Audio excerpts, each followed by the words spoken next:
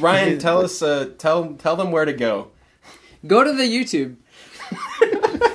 Ryan, tell them about our website. How do they get there? What's the www.https://KORRACAST/YumChunks/YouTube the YouTube. It's .com. It's KORRACAST.com. Tell them to go there. Go to KORRACAST.com. Why don't you?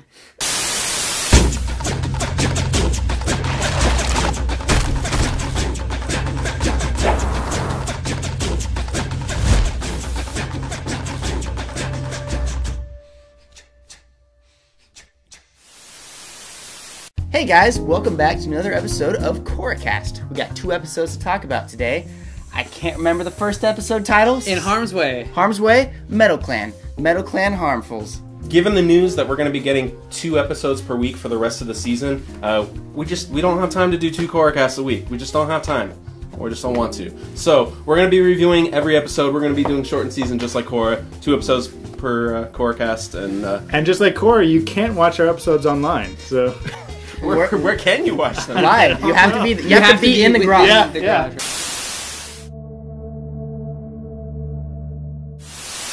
What was the first episode? In Ham's Way. The Ham's Way. All right, tell us all about that ham. What I actually was interested in is the astral projection that Jinora did, because in the previous season we see that kind of happen, but it's kind of a side effect more of her spiritual awakening and I think harmonic convergence. But now we see like, she has access to it at will, more or less, and we discover it's the higher form of airbending, I would say. It was cool because at the end of the last season, a lot of stuff happens in that finale, and there's not enough time to explain any of it. Right, and I like that in this episode we're at least going back to one of those things. Maybe we won't get the explanation to everything that happened during the season 2 finale, but at least they're trying. It feels like there's a huge maelstrom at the end, right? Yeah, there's just so much information. And now we're just like kind of, oh, that's a nice little nugget we could use. Take that out. Just like in the first couple episodes, like how all the spirits are everywhere. We haven't really gone back to that yet, and I suspect we will. But that's one over the leftover, like in the wake of the maelstrom. Like, what is all this going to mean?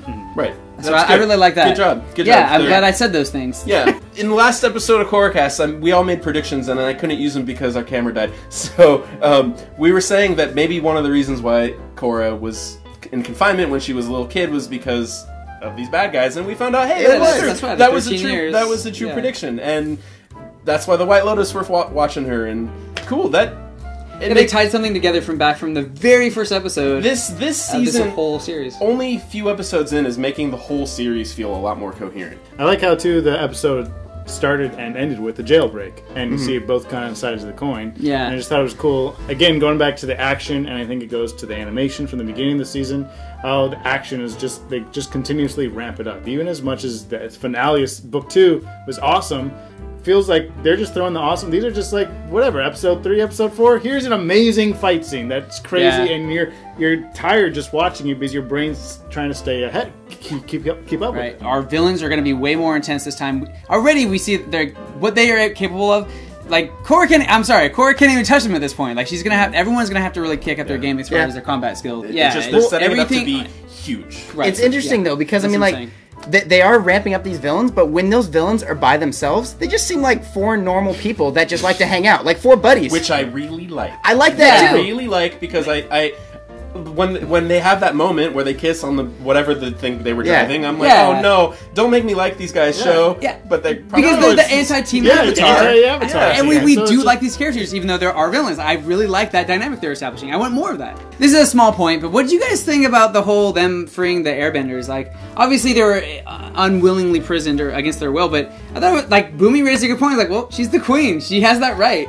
I was like, he has a good point. I thought that was a good point. No, it is. No. It's like when we had the draft in the Vietnam War. Right, there we go. If like Great Britain came and tried to free all the people who were drafted. Yeah. What? They don't have the right to do that. It is a good point. Thank you for explaining it. See, I was actually a little bit shocked that Lin was so willing to go along with all of them and just be like, I'm gonna betray the Earth Queen. She was like, let's just do it. Whatever. Yeah. I don't know. To me, what's most interesting about that is all of these everything is little tiny conflicts, and all of these things would almost seem like one of the central conflicts on a previous book or previous year. But these are just like minor things. Like they're just like, they're just violating sovereign nations. There's an Earth Queen who's at war with you now. And so it's just like, that's not even important. Like, there's so much going on in the season already. Kind of reminds me of the Blues Brothers, about how just the whole movie they're making all they're wrecking all these, they're upsetting all these different forces, and at the end, all of them show up chasing them. Yeah. I kind of hope that that's how the season ends. Just that, oh no, the Earth Kingdom in the bad guy. Oh no, why did we think this wasn't a big deal? That's what I really hope is going to happen. Yeah. One last thing, because we need to talk about it. Okay, so we got some serious feels when Tenzin realized that he finally got that group of airbenders that he needed to carry on the airbender tradition. People want to learn airbender philosophies and traditions now. Yep. He got a group to do it. Yeah. That was a nice moment. That was a good moment. I enjoyed that moment. Next episode. That's all I gotta say about that moment. Let's go. All right. All On to the Metal Clan. I'm just gonna say it. This episode was the best episode of Korra so far. I have to agree with you. I thoroughly enjoyed it. Primarily, though, because within it holds the greatest moment of all of Avatar. That I lost my poop on that. So, this episode did a good job of throwing back to a lot of things earlier in the season, in the earlier show, the Avatar, whatever that show was called. It's called but also Avatar. being really unique. Flower Metal City was awesome. All the new characters are awesome. Everything is awesome. Everything is apparently. awesome. Everything is awesome. Except for Lynn's whole family. Let's talk about Lynn for a Yeah, second. let's take a moment. Let's take a moment. She is one of my favorite characters in the series, and I was sad to see we didn't get quite as much of her like in last season. she's You know, not even present. and now I'm glad that she's we're getting to flesh out her storyline, like her character. What is she about? The moment where her niece walks in and is trying to reach out to her, and there's that long, really, really long silence where we're hanging on whether she's going to accept her or not. And then she doesn't. Yeah. Like, I wasn't expecting... I thought that was really good. I really felt like there's... Obviously, we don't know truly what's bothering her. I was kind of thinking that maybe Opal's actually her daughter. That's what I was thinking, too. I don't know. I don't know if you guys thought that. I was thinking that it's going to be something substantive that backs up her stubbornness, right? We know she's not a fickle character. Right. And something is going to be important. And it's going to be something that, hurt her deeply. So something like she stole her family. Or like whether it was intentional or not, or whatever the case may be, it's something that's unforgivable in Beifong's eye. Right. Yeah. Or she's putting up a tough exterior to not... It's one of those situations. I don't want to hurt you because if you know the truth or whatever, I'm just going to pretend like I hate you. But it just meant... It really pained me to see a character that I like so much just be so mean. What else happened in this episode that I just said was my favorite episode of this? Well, we get to see that Kaya, who I always liked. I thought she was awesome. She's always cool. But suddenly, I guess she was hiding some freaking awesome fighting powers. Why didn't they bring her along to everything that happened in book 1 and 2? She's like the best waterbender I've seen. I mean, she's as good as the waterbender that anti-Avatar has. Yeah. But she actually has arms. Right. So she's better. Wow, jeez. Okay, so this is the second time that Zahir, who shaved his whole face and he looks all different, this is the second time he's mentioned this guru... Do you know the name of this 4,000-year-old guru? Writes a thing on a locket. Anyway, this is the second time he's mentioned him. He's clearly very important to him. There's got to be some sort of connection other than the fact that he just worships this guy. Right. Well, but it's interesting because he has airbending powers now. Like, did he suddenly just open up a bunch of airbending books and start reading about them? After... a comment that I saw on the internet a lot in these last couple of weeks was people's dissatisfaction that after just getting the power to airbend, he's suddenly a master at it. Right. And now I love that they're addressing that. There's a reason for it. Right, there's something else going on there. Maybe truly he was, as he said to Kaya, that he is infatuated or whatever he said about it being the airbending culture and all that. I don't know. I mean, but it would seem kind of coincidental that he would then gain powers. Yeah, I think it just speaks to something deeper of why these people gain powers. I mean, it's not going to just be a throwaway. Oh, whatever, done. Now they are airbenders. There's going to be a reason to it. And it also kind of goes to the greater hinting at a greater purpose to their whole scheme, right? Like, for 13 years we interrogated him, we couldn't get an answer out of him. Okay, there's something coming out. I kind of like that these guys have their own fixed agenda. Like, they all know it.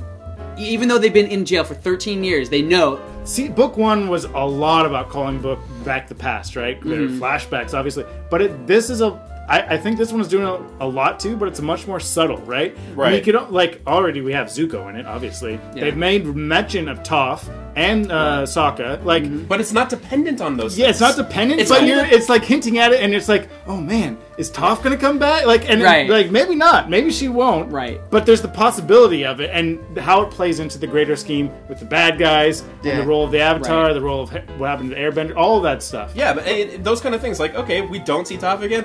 That's fine, because I'm so interested in what's Yeah. going to happen in Right. this season. And I really We're think finally- season 2 was most guilty of that with all the flashbacks that they were doing. And I liked it in its own respect because it felt like the future has to pay for the sins of the past. I liked that kind of element, but I think this one, like you said, is doing it so much better with this kind of is subtle. It's kind of it exists, but it's not in the forefront.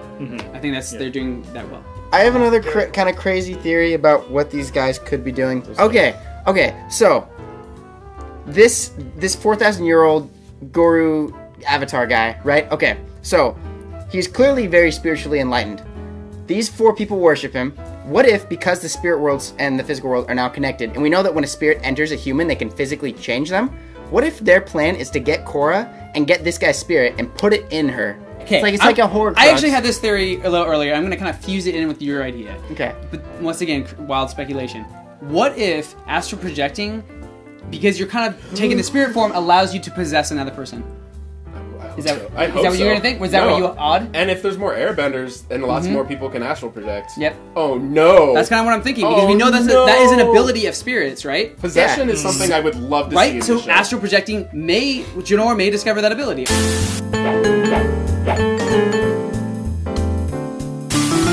For this week's review response, we want to know what your theory is as to what drove Lin and Sue apart. Why are they so estranged? What happened? I don't know. I mean, we don't have enough information, so it could be anything.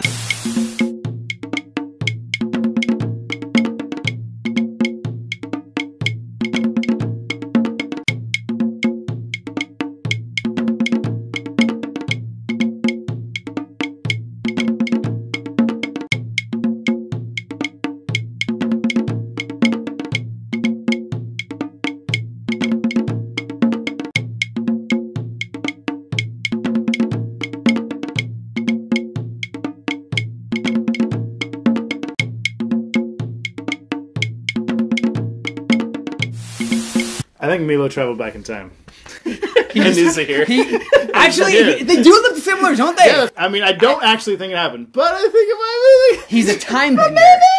I mean, with his head shaved and him knowing all about airbending, obviously it doesn't explain how he got taken away, but it would explain how he's an expert airbender Yep. all of a sudden, and He trained himself. he trained himself and Milo, exactly. When the scenes when Milo is trained, like, you're good, man. This Yeah. guy's the leaf.